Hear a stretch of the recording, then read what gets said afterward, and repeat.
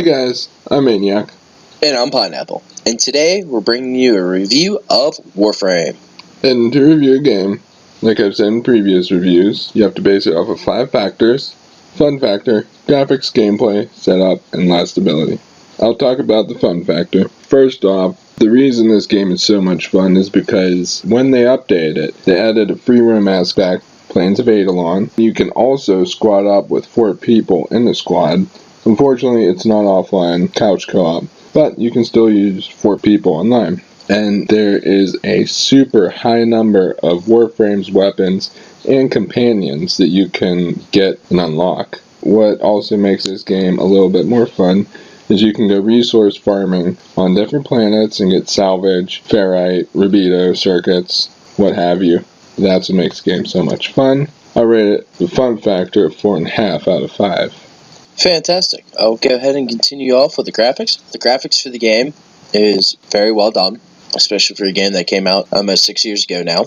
The one thing that I really enjoy about this game, as far as texture quality, is the water. The water is superb. There's certain areas where the water is crystal clear, you can see right through it, and then there's other areas where the water's kind of murky. So they made it really realistic in a way. Another thing about the graphics is the developers, for whatever reason they had to do it, they decided to make all the Warframes and most of the weapons that you can acquire extremely shiny. Not only that, every planet has its own ecosystem in a sense. For example, Earth is a foresty/jungle-ish area, while Mars is more of a red desert area. Not one area is ever the exact same looking. Each area looks different. So they made sure that the game had a wide diversity of environments and areas that you could go to. So I would rate the graphics for this game a solid 4 out of 5. Alright, and I will talk about the gameplay. The gameplay and setup are rather extensive, but we'll try to wrap it up for you really quick. The gameplay goes a little bit like this. You have Warframes, obviously, and you get Warframes, weapons, and companions you can unlock over time.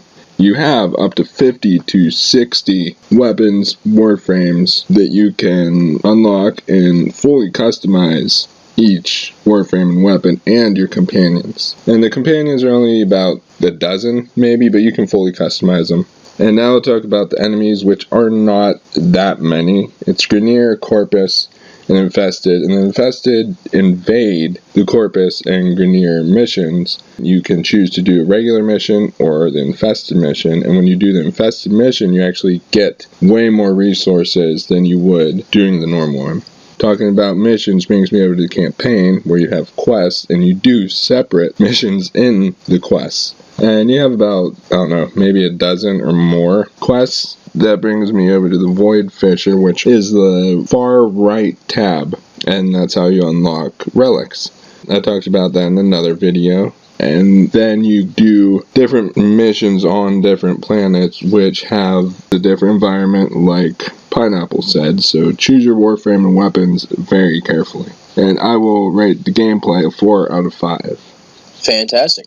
I will go ahead and continue off with the setup. The setup for the game, to basically summarize it real quick, it's not like any other game out there. It's completely different, which, puts this game into a class of its own.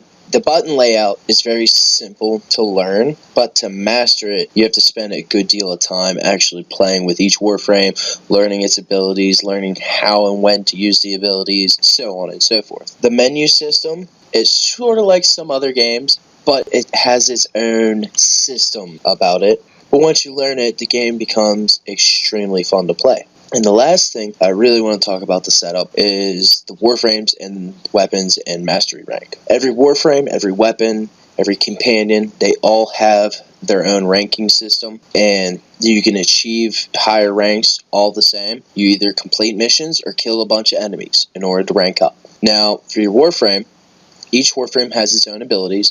In order to use those abilities, you must rank up to a certain level to unlock that ability. For your mastery rank, however, in order to upgrade that, you must upgrade your Warframe, weapons, and companions. They all play a vital key into upgrading your mastery rank. So I would definitely say the setup for this game, with as unique and somewhat complex as it is, it's a solid 4 out of 5. Alright, so I'll wrap up the video talking about the last ability.